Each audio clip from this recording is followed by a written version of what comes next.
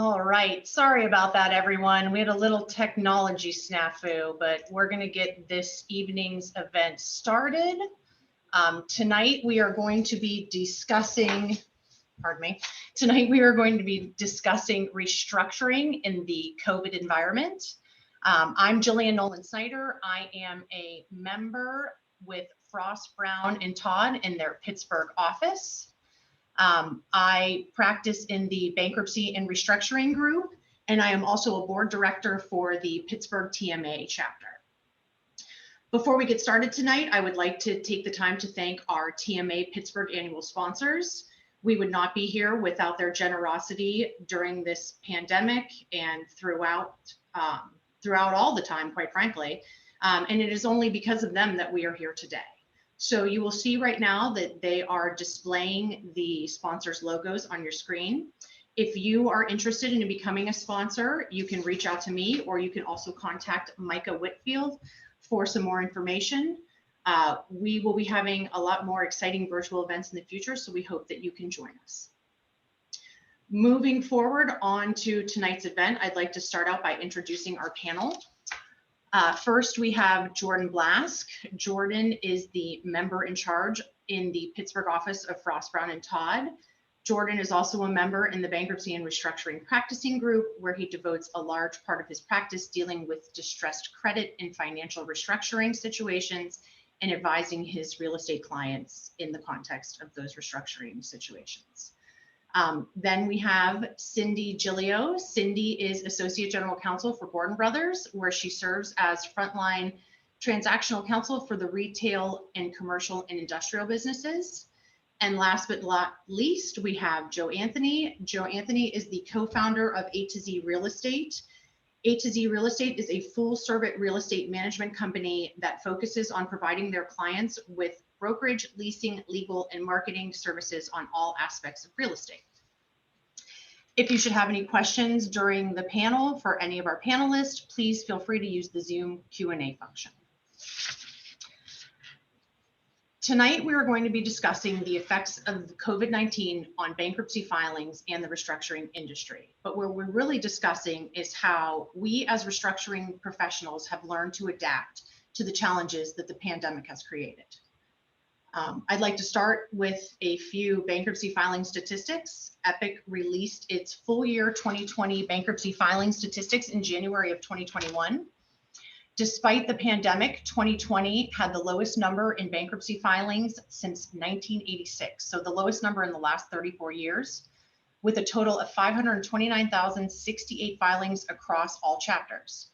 The category that continues to grow every year is the Chapter 11 category, which saw an increase of 29% with 7,128 new filings in 2020 compared to the 5,518 filings back in 2019. According to the National Law Review, there were 52 mega bankruptcies filed in the first 3 quarters of 2020, and a mega bankruptcy is one that is defined by a company that holds over $1 billion in assets. The last time there was a significant amount of mega bankruptcies filed was in 2009, at which time there was 57 mega bankruptcies filed. But other than the outlier bankruptcy year of 2009, this was the biggest year for mega bankruptcies between 2005 and 2019, so almost 14 years. The bulk of the mega bankruptcies involved 2 types of companies, which were the extraction industries, your oil and gas and your minerals, and then the other were our friends in the retail and restaurant business. These 2 industries accounted for 30 of the 52 mega bankruptcies. The Herbst Corporation was the big winner. It was the largest bankruptcy filed, the largest mega bankruptcy filed in the United States in 2020 with $25.8 billion in assets, and took the title of 2020's biggest bankruptcy. So we're now almost a year into the pandemic, and the department stores and gyms and restaurants continue to shutter their doors and file for bankruptcy. Falling consumer demand, reduced entertainment spending, and stay-at-home orders mandating certain businesses stay closed continue to take their toll on the retail, entertainment, and restaurant industry that has really been struggling for the past several years as consumers turn to e-commerce for their particular needs. With that, let's move on to our panel discussion. And in doing so, we'd like to highlight some of the pain points in the commercial real estate leasing that are really impacting the landlord-tenant relationship, both for solvent and insolvent companies.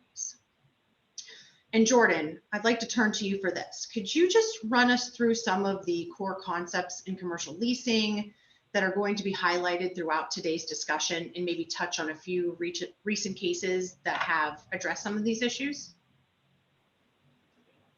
Sure. Thanks, Jill. I appreciate it. You know, as everybody is expecting, I'm sure we've had lots of conversations with clients about their lease provisions and the things that are good, bad, or otherwise, and in response to COVID. And so a lot of the themes you're going to hear about today touch on a couple of specific lease provisions that I just wanted to run through quickly for the group so that I could set the stage for you. A lot of the landlord-tenant relationship is driven by forms over the years, and we probably have taken for granted a couple of these provisions. And so just highlighting a few, I would always recommend that we take a look at the interruption of essential services provisions and access provisions in your leases. Make sure that government shutdowns with respect to access to a building don't otherwise create a rent abatement opportunity for a tenant. Look at the responsibilities for common area upgrades and ventilation, HVAC, sanitation provisions. If there aren't any, make sure when you do a lease amendment, you want to build those in.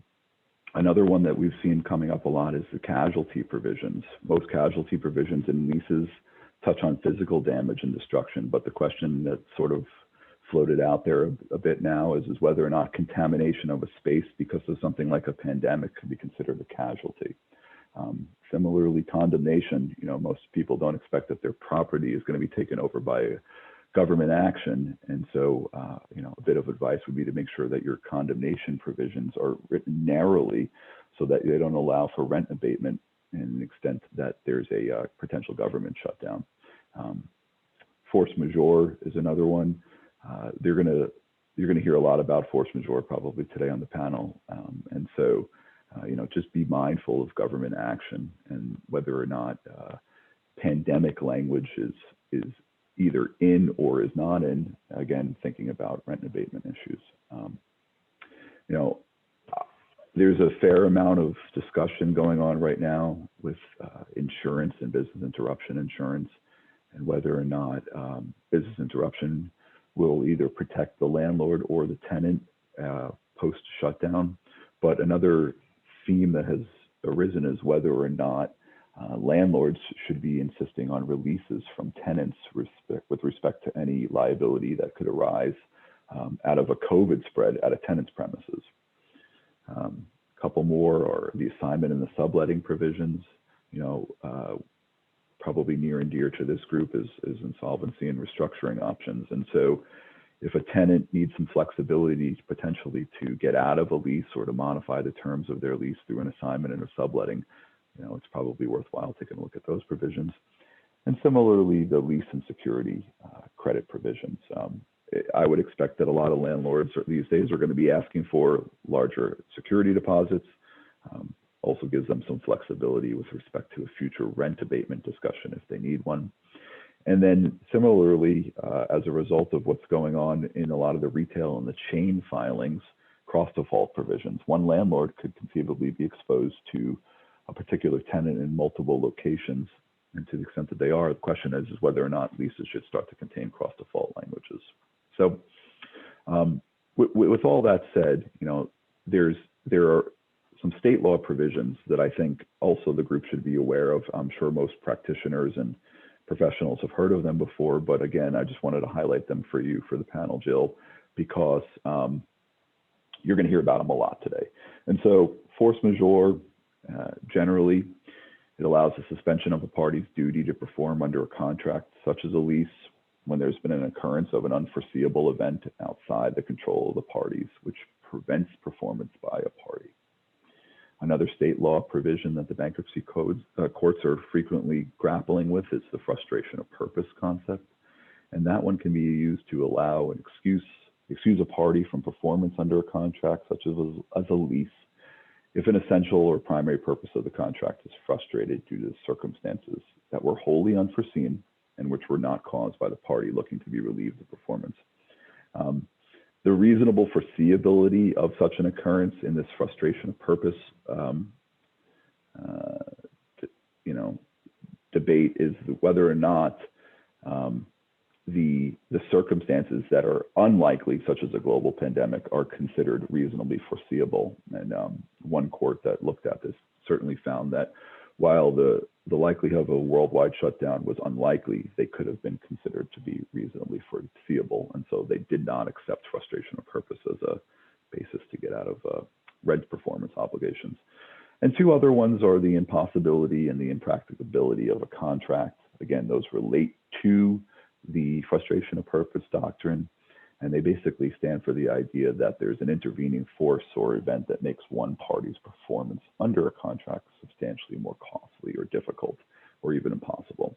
And the last one is sort of a novel theme to think about, which would be the anticipatory breach by a landlord. There's tenants out there that are looking for rent relief right now as a result of the pandemic. And the question is whether or not actions that were taken or not taken by a landlord could potentially give rise to an excuse for the tenant not to perform under their lease or otherwise abate the rent. If a landlord closed common areas, potentially reduced services to a retail center, shut down access in some way or another, the question then becomes, does the tenant have a reasonable argument for rent abatement? And so, there's a nuance there. It's got to be pretty clear evidence that the landlord had intention to not perform. But again, another theme that's out there worthy of awareness by this group. The last one, kind of thematic topic for the group before you go back, Jill, is a couple of nuanced considerations, I would suggest them to be. There's a lot to be discussed with larger commercial landlords with respect to the question of whether or not they want to accept late payments versus potentially draw down on a letter of credit. Landlords need to balance the benefits of drawing on that line of credit against the risk of accepting an untimely payment from a tenant who's on the brink of a bankruptcy. Market values have certainly changed, and you don't want to be in a situation where an issuing bank who issued that letter of credit is potentially undersecured, and then a landlord who exercises its rights under the letter of credit could potentially not have the contemporaneous exchange for new value defense that's out there if a preference ever came. And then a couple other ones I just for the group would be, amicably negotiating lease extensions. I think that's an obvious one. And then requiring frequent financial updates with respect to a tenant's financial position. So that way there's no surprise if you get close to that bankruptcy. So I just want to point to the group to two other recent cases that I think are applicable to all these issues before you turn it on. The Chuck E. Cheese case, which I think we all heard about. The court there took the position that 365's provisions with respect to a rent holiday did not otherwise allow the Chuck E. Cheese group of debtors in their locations to have a rent abatement beyond the 60 days. Interestingly, they didn't order the rent to be paid, which I think in the complementary case, which went the other way, which is the Pier 1 case from Virginia, they gave that rent holiday, but similarly did not take a position with what would happen next. I guess the courts would take the position that a landlord who didn't get their 365 rent would be entitled to an administrative claim that would actually have to be paid at the plan. So, I hope that's a helpful background for you with where we're going here, Jill, and appreciate the time. Thanks. All right, thanks, Jordan. Yes, all of those concepts that you touched on have definitely found their way into, the retail, restaurant, and entertainment sector. With respect to retail, in 2020, we saw retailers closing of shop, liquidating assets, and selling intellectual property. which will then be used to create e-commerce websites like in the Steinmeier and Pier 1 case. We saw retailers selling their businesses as a going concern or giving up ownership to their lenders. And we also saw retailers slashing debt by reducing their real estate footprint and their workforce through restructuring agreements with their lenders. Now, Cindi, when we were preparing for this panel, we talked a little bit about Francesca's, which was one of the larger retail bankruptcies that was filed earlier on. And they were able to successfully reorganize. So I was, could you talk a little bit about that and how they were successfully able to reorganize amidst the pandemic? Sure. I mean, I think a little bit of it is, as we're seeing in retail, it's right place, right time, right type of company, and right clientele, right? So I think at the beginning of the pandemic, there was this, there was a great amount of uncertainty, right? We don't know when things will reopen. We don't know what consumer habits will be, and we don't know how shopping is going to change. We don't know how consumers are going to change. We don't know how the economy is going to react. I think having now been in this pandemic for 11 months since, the majority of the states started shutting down, we kind of have this whole new amount of data that's been amassed, right? So we've seen what consumers are doing in the pandemic, and we see stores, such as your Pier 1, such as your Home Goods, right? They're just doing tremendously well that, are at the right moment, right? You see it in the arts and crafts sector. You see it in Home Goods and that sort of thing. So those, you're appealing to, quote unquote, the new normal. And then you've got, you've got some companies that probably can't make it out, right? That are having more trouble, like some of your fast casual restaurants. But then you kind of walk it towards Francesca's. And Francesca's is pretty interesting because it filed, nominally with a stalking horse agreement. It had a letter of intent that morphed into, a pretty spirited auction and a pretty spirited pre-auction for the right to be the stalking horse. And I think, what was important there, and I think what made all the difference was, a really strong committee backed by landlords saying this winning bidder is going to win this bidder, and to take this company forward, you're going to have to take some stores. And what we saw at the auction was the commitment to take more stores actually ended up being a currency that most bidders were playing with. So it was really important to the constituents in that case that Francesca's be left with a brick and mortar footprint.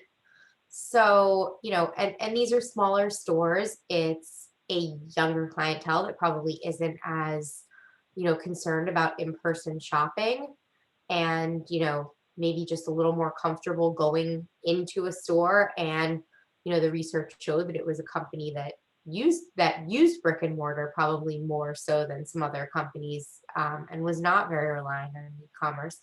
So it was just interesting to kind of see how it unfolds. I think it's sort of telling in just how we've become more educated consumers, right? And what I mean by that is we on the restructuring side, we don't just look at the situation and say, it's a retailer, it's got to go, right? We have to liquidate it. There's nothing that can be done here because, we're in COVID and we can't go shopping. It's a much more nuanced approach to what's your industry, who's your shopper, how can we kind of circle back to make this, see how this company winds up at the other end. I mean, true Francesca's also, it's important to note, it's a huge store footprint, but the company didn't have much debt. It's a relatively small company. So you're talking about relatively small values. But, if you extrapolate that kind of principle, it's not entirely different than, JCPenney, right? There was a push that JCPenney should have some footprint going forward, and that's what happened. And I actually looked up, after we had talked about it, I looked up some of the statistics on Francesca's. And Francesca's started 2020 with 700 brick and mortar stores. By the time they got to bankruptcy, they had about 550 stores. And then through their plan of reorganization, they promised to keep open about 275 stores. So that's a lot of lease negotiation that they're going to have to go through on their part. But well, and Joe, let me ask you this, as a person that works on the front lines of these lease modifications, for these bankruptcy tenants that want to stay, what type of lease restructuring modification requests are you seeing? And what have you been doing with how you manage your portfolio? So thank you first off, everybody. Good afternoon. As you know, Jillian, you've helped us do a lot of them. So really across the board, before this call, I tried to figure out how many lease modifications, not just for tenants that are filing bankruptcy or on the cusp of bankruptcy, but just tenants in general. We probably did 150 or more lease modifications centered around the COVID pandemic. And it's been across the board, everything from a ton of, you're a great tenant, we want you here long term, you have 3 years left on your term, let's do an early renewal, we'll give you some help during the pandemic in abated rent or deferred rent, and let's re-up the deal. The world's going to come back and we're going to all be better for it, and let's help you along the way as you figure out all the issues you have as a company. To full abatements in instances for categories that were really hurt bad and shut down. Again, we never want to be the landlord that pushes someone into bankruptcy, especially the mom and pops. A lot of rent deferrals. Okay, give me 6 months of reduced rent and I'll pay it back over 24 months or 36 months or whatever the terms left in the lease. But luckily, we looked at this as an opportunity to kind of strengthen our core tenant base and do renewals if you can. Some even remodeled during the closure periods. Again, really thought ahead for the world after COVID. So we did a little bit of everything. And some we just, in the Chuck E. Cheese, gave lower rent, right? Reluctantly. But again, a little bit of everything across the board. Yes, and I've seen, with working with you, and it relates back to the rent too, but a lot of these post-petition modifications, the debtors are negotiating your cure costs as well. Everything's on the table. Right. Even the tenants that want to stay and are doing well, and usually as a landlord, you can sit back and say, hey, pay me, assume my lease and pay me and leave me alone, right? I know you're staying. I know this is a reorganization, whatever, get rid of your losers. And even those deals, I think, are ripe for renegotiation, right? And again, I think this pandemic was definitely a team effort, I think, with landlords and tenants and lenders coming together and kind of doing things probably they otherwise wouldn't have. Right.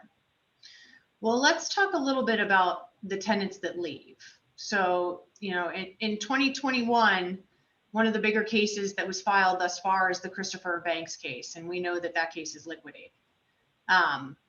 And Cindi, I know you're heavily involved in store liquidations and closings. So I wanted to ask you about how you go about conducting these in the pandemic. I'm sure there are many obstacles that you are now encountering that you wouldn't otherwise encounter with, the stay-at-home orders and the shutdown orders, and just, what you're seeing or how you're adapting on both the practical side and the contractual side of things. Sure. So really good question. I think that, like I mentioned in my prior comments, it really continues to evolve how you're looking at things. So, early in the pandemic, we had some stores that that we were responsible for. We had to shut down and figure out, how we would clean them out, what we would abandon in place. And really it became panic mode, right? Then we all stepped back, learned what we have to do, and said, okay, how are we going to continue our business? So on the contractual side, one of the things that we've been addressing is PPE. Who is responsible for it, making sure it's there, making sure that, that it's paid for, that, that's all kind of spelled out. We want to make sure that even if the merchant that we're going in there didn't have PPE, we can go out and source it and put it as an expense on the deal. We do not want to be in any sort of situation where we don't feel like we have the materials to make both our people comfortable and the consumers comfortable and the merchant's own employees. So that's something we cover on a contractual basis. I suspect that my working on it on a contractual basis was reactionary to what was already going on in the field, because that's our primary concern, right? Is when we go out there, is we're putting people in the stores, making sure that they've got shields, that the cash registers are appropriate, that we're monitoring how many people can come in the stores. I mean, it's an offshoot of what we're already doing, which is just making sure that all the stores are run in compliance with the laws, right? So it's just making sure that we're up to date on that, and that we're not doing anything over and, then we're not running afoul of the guidance in any way. I think we've been really successful. We've also been successful at monitoring the health of our individuals who are out there and making sure that appropriate quarantines are adhered to if necessary. And we've been, thankfully really lucky with the results that we've had. So that's, something that we've kind of both operationally and contractually solved for. The other thing that I'm always thinking about in deals is when I look at a termination date, do I need it to be extended in any way to account for sell-through if stores completely shut? Do I want to have any occupancy extended? Do I want to have, pre-negotiate other channels to sell if we're buying into a deal? So if we're not doing it on a fee for service basis, but rather a guaranteed return basis, making sure that, we'll get the benefit of our bargain and actually have a form for sale. And I wanted to ask you, so is it taking, I'm assuming based on the different state requirements as to how many people you can have in a store at a given time. I know at one point, personally myself, the mall near me had reduced hours. Are you finding that it's taking much longer to do these store liquidations and closings? No. Okay. No. We actually have found that when things have opened up, the sales have been pretty robust. There's a lot of, that's kind of what I was talking about consumers. There's a lot of pent up demand in the marketplace. There's a lot of people with stimulus checks to spend as well. So, the sales, again, we work around it, but I don't think they've been needed to extend because, as you guys mentioned on the landlord side, right? The landlords don't want you conducting the sale forever, and as well as many of these debtors don't have the money to pay for it either. True. No, that is very true. Well, when the store liquidation ends and the property is given back to the landlord, Joe, I wanted to ask you, from your side, what are you doing when these retail tenants are rejecting their leases? Who is taking their place? What are you doing with the spaces that were previously occupied by all of these retail tenants that have, or restaurant tenants that have, ended their leases due to some sort of restructuring mechanism? Yes. So, and it's I try to compare kind of what we did in years past to this year. And luckily, I think certain categories are growing like crazy, fast casual, even second generation restaurants. I think, even in Pittsburgh where we had some, I'll call them mom and pop folks who have single or a couple locations, who have closed. Especially the more sit down theme restaurant style that really got hurt and closed during the pandemic and didn't have the ability to quickly kind of shift to takeout only. We're seeing a lot of interest and new deals in either national fast casuals on the one hand, or especially mom and pop restaurateurs who now can get in at a price point because everything's left behind, and you don't have to make the multi-million-dollar investment. So we're seeing a lot of turnkey restaurants and, go pretty quickly. And I think the opportunity is there for folks who otherwise wouldn't have had it but for the pandemic. But the dollar stores are back doing deals. Sell guys are doing deals. Certainly, we're seeing a lot of activity. Seems like it took a little while for people to finish what was in the pipeline because of construction delays, sourcing material delays, not wanting to open because you can't get merchandise, right? Once that kind of cleared, which I think it's pretty clear, they're back to open to buys and doing new deals and trying to make up for the ones they lost, especially with the national tenants. So we're seeing pretty good lease up through our portfolios kind of spread out throughout the country. But the markets that were hot before COVID are hotter today. Nashville, for instance, and Pittsburgh's hot, and especially our properties in the better suburbs of Pittsburgh has been hot, and properties, people seem to be doing deals. Even the categories that you would be surprised. We had a unsolicited offer to buy a piece of land from a movie theater operator, of all things, last week. As I call them, the rag retailers, they're back to doing deals, and we just opened up a Ross Dress for Less in Fort Wayne, and like I said, we're signing new deals. So I think things are slowly going to get back to normal, hopefully. All right, we'll see a new era after this. I wanted to touch a little bit on the restaurant bankruptcies. You talked in the beginning about the fast casual and whatnot. I mean, there's no doubt that that COVID has changed the restaurant industry forever. With the shutdown orders in place, the restaurants were essentially required to adapt overnight and shift to an off-premises model if they wanted to stay in business. And in some cases, COVID even turned, otherwise financially sound restaurants into Chapter 11 cases in a period of months, especially the sit-down restaurants. One in particular that comes to mind was Friendly's. I mean, Friendly's has been around since I was a kid, and I'm not going to say how old I was, but it was a very long time. But with respect to the restaurants, Cindi, I just wanted to ask you, what has been your experience with the restaurant bankruptcies in the last 12 months? What have you seen that works and what doesn't work? Yeah, so I actually, so this is kind of drawing from my life prior to Gordon Brothers, but I was a partner at Catton, and we were representing Craftworks, which is Logan's Roadhouse, and those affiliated brands. They filed for bankruptcy, I want to say, let's call it like March 4th.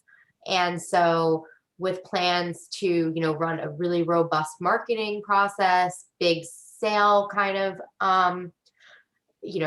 really hoping for the best. And all of a sudden it was just, for that, at that moment in that industry, it was game over, and it morphed into, a credit bid from the existing lenders. And, they just kind of had to shut it all down, shutter it, figure out how to kind of keep it on warm idle until things could be ramped up again.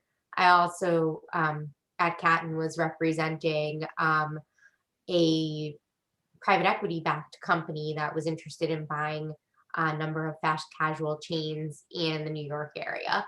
And, contrary, I think we've kind of seen the opposite of what Joe was describing, which is without the folks in offices, the fast casual type of restaurant that catered to the lunch crowd in Manhattan was really, struggling, but also presented a great opportunity for our clients that were looking to grow in that space, had the capital to be deployed, and saw these great brands that, would hold their value once they left Chapter 11, right? And once the pandemic subsided. So they wanted to really opportunistically play in this space, and it was really lucrative for them, as well as take advantage of the idea that you could get the rent holiday, you could try to have a fast track through bankruptcy, and use your time in bankruptcy to pick and choose and negotiate your leases. So the playbook was kind of get in there, hire a real estate consultant on day one and start negotiating the leases and tell all the landlords that we're taking X number of stores and, you know, you're either in or out, right? And so come to the table, but otherwise assume you're rejected. And that's kind of how we positioned it as an acquirer. And, you know, you get the deals done that way. I don't know.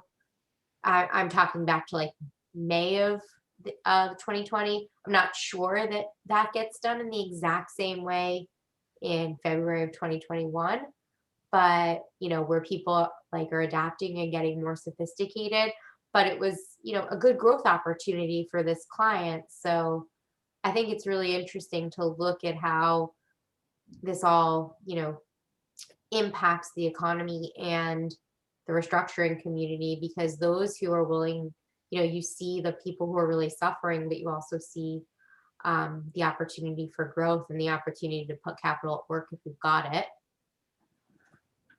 Right. No, I agree. I mean, I thought the restaurants did some very interesting things. You know, from my experience, you know, Joe hired me. I helped them with the Chuck E. Cheese case. And I thought that case was really interesting because, you know, Chuck E. Cheese was able to reorganize by, you know, doing several things. You know, they got refinancing, they reduced their real estate footprint, but they also were successful because they really acted quickly in response to the pandemic. They immediately moved to contactless service when they started using the e-tickets. I don't know if anybody else remembers, there was the big controversy about destroying the $7 million in tickets. And I remember it only because as a mother of a 5 and a 7-year-old, I have a lot of those tickets. Well, I guess they're on a card now, but that was a huge deal, you know, moving to that e-tickets. They also immediately started using mobile ordering inside their dining rooms. And one other thing that I thought that was really interesting that I didn't realize at the time, but this was probably their best effort as well. They created a virtual restaurant that they could operate through delivery apps like Grubhub or DoorDash. It's called Pasquale's Pizza and Wings, if anybody's ever interested. And just a little bit of fun facts, Pasquale apparently was the anatomic chef in the Chuck E. Cheese band. So, but I mean, they were able to pull through. And I remember being at the confirmation hearing and listening to the judge say that, you know, he was really proud of what the lawyers had done and that he was hopeful he could take his grandson to a Chuck E. Cheese in the near future. So that was, you know, really good to hear, and more of a success story than, you know, we're used to hearing. I was involved a little bit in the Craftworks bankruptcy as well. I mean, Joe, you guys had a property down there where the lease was rejected. I think it was a Logan Steakhouse, which I think you're already in the process of, you know, moving forward in. Yeah, you first off, your heart skips a beat because you're in panic mode because it's the corner out parcel on a very, very good shopping center, paying a lot of rent. And 3 weeks later, we had an LOI with Dutch Brothers Coffee, tenant we wanted to do for many years from the West Coast, and Whataburger, which is again more rent, better quality tenant, and by the way, they both have expanded outside seating, little smaller footprints, and are poised kind of to get through any shutdowns. And again, we're but for the pandemic, you know, we probably never have that opportunity, quite honestly. Logan's had a long-term lease, and you know, we never thought they went through a couple bankruptcies, if I recall, but you know, we made it through the first, didn't have to reduce their rent because we knew it was a winner. So one thing I want to say, and just piggyback off what you said, one thing the pandemic did was kind of, there's a lot of creative people in retail and property ownership, kind of force that creativity to the forefront. They're so further along in e-commerce and how to deal with the consumer and who their consumer is and what their wants are more than any other time. It kind of, we're probably 3 years ahead of where we would have been, but for the pandemic, at least on the technology side, e-commerce side, and really pleasing that consumer who, by the way, quite honestly, some of the people forgot who their shopper was, and you know, the struggles that some retailers have, they don't even know who their customer is anymore, right? So this kind of, I think, did force a lot of good changes in at least the retail business, which is primarily our focus. But for the pandemic, I don't think you have that. Certainly, I think that forced a lot of the research and development on the front end of the conversation. Yeah, no, I would agree. I definitely would The agree. last thing I want to say is there's been a lot of winners in certain categories, from grocery to dollar stores to essential items. Essential items basically meant the state government didn't shut you down, right? So the other thing I'd like to add is, man, people love their restaurants in this country and they love their fitness centers, right? So I do think, people are, as the vaccines get implemented and people come out again, I think we're going to see some record sales across the board in certain categories that people are so desperately wanting to be able to go back into. So ideally, we would want a shopping center that has a restaurant and a grocery store and a gym all right in a row, right? That's all you need, basically. And a pizza place. It's And a pizza place, right? Not to have a pizza place in a shopping center, I think. Yeah. All right. Well, and Jordan, I wanted to take it back to you for a minute as well, because, with everything that's been discussed here today, what forecasts can we make for the real estate in the bankruptcy environment in 2021? I mean, so far in the first, month and 18 days, we've seen 3 major retail filings. We've had Christopher and Banks, Belk, and I'm going to butcher this, but I believe it's pronounced La Octane.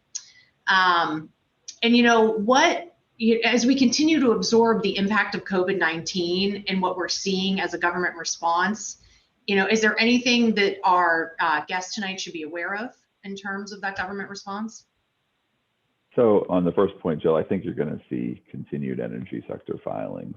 I think that the market forces are really going to continue to pressure that industry. And there's a lot more supply than demand. And we've already seen a lot of the biggest bankruptcies in the last year be energy related. And I think that's going to continue. I think you're going to see continued retail operators and landlords serving the retail industry continue to go through the restructuring process. Joe touched on it. If you're behind the times on e-commerce, then the pressures are going to continue to mount against the brick and mortar locations. Probably going to see a short-term uptick in the subchapter 5 filings because that increased debt ceiling that occurred with the legislative changes last year, where it raised it up to 7.5. That's sunsetting, I believe, at the end of March, and so you might see a short-term uptick in the subchapter 5s, which would make a little bit of sense. Although everybody who's in the restructuring business is probably wondering where the middle market filings were, but I think that the cash infusion and the bailouts probably helped a lot of those companies along. So you're definitely going to see a healthcare filings, related healthcare filings increase. All those elective procedures that didn't happen for the last year, your non-emergency related services really put pressure on the hospital systems, I think. And I would imagine that because of the pressures, especially in municipal hospitals, you're going to start to see more bankruptcies there again. As you guys were talking about the social and entertainment industry, I think it can go either way. Every day that the government shutdowns are in place, or there's a reduced demand for, there's not a reduced demand, there's a high demand for it, but there's a reduced access to the social and entertainment industry offerings. I think that that's going to pressure those companies. And then when they're coming out of it, they're going to have to figure out how to provide a safe and clean environment, maybe something different than what they're used to, because you're going to have what's basically like a COVID frightened customer. They're not going to be the same customer they were a year ago. And so there's going to be an additional cost with that. And then I think another interesting trend, and I've been involved in a little bit of it going on right now, is this portfolio shifts in high-rise urban commercial real estate portfolios. A lot of clients that I have exposure to in some context as well, they're talking about getting out of traditional high-rise office space because they're just worried about what COVID is going to do for the demand for office space. And I think you're going to see sales, and probably big sales, to Joe's point, where people start to shift and companies start to shift into a mixed-use urban development opportunity, retail on the first floor, potentially residential as well as office, all in a mix where the customer or the tenant is also a customer in the stores and potentially, you know, riding the elevator to their office in an ideal situation. So I think you're going to see some of that shifting as well. The second point you asked about, which is changes legislatively, I was kind of surprised that this didn't get much more news, at least not across my desk. But on December 27th, 2020, the Consolidated Appropriations Act of 2021 was signed into law. There was a lot of stuff there with respect to, you know, sustaining the government operations with trillions of dollars of minted money. But at the end of it, there was also some interesting bankruptcy provisions baked into all of that. Specifically, the Consolidated Appropriations Act provided for an amendment of Section 501 and 502 of the Bankruptcy Code.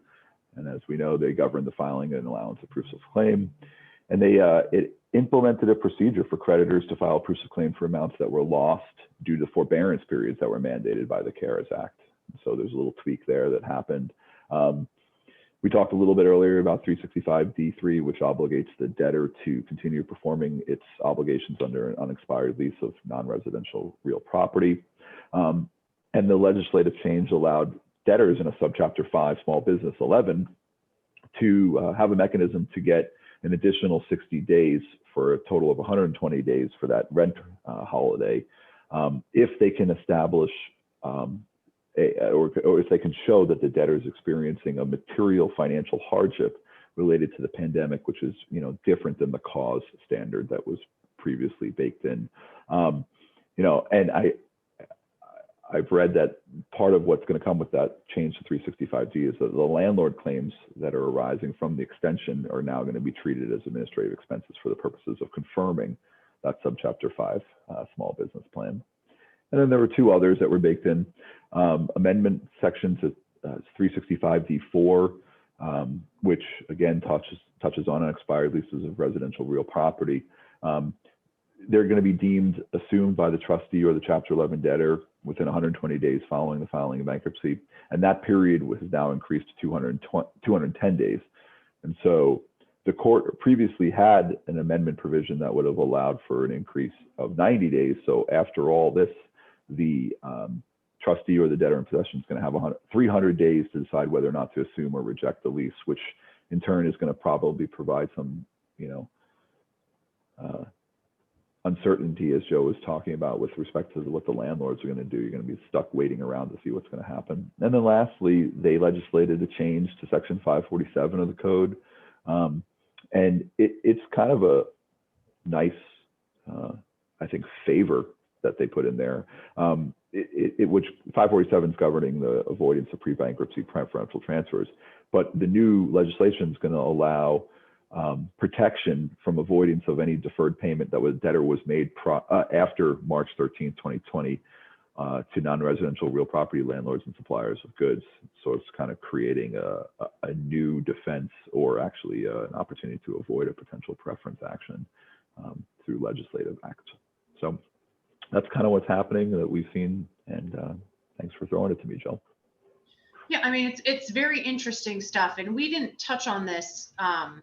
And Cindi, I don't know how much you saw before you went to Gordon Brothers, but the subchapter 5 actions, I think maybe a handful of them have been filed in our district. I can't recall. They gave some statistics at the symposium, but I don't recall off the top of my head.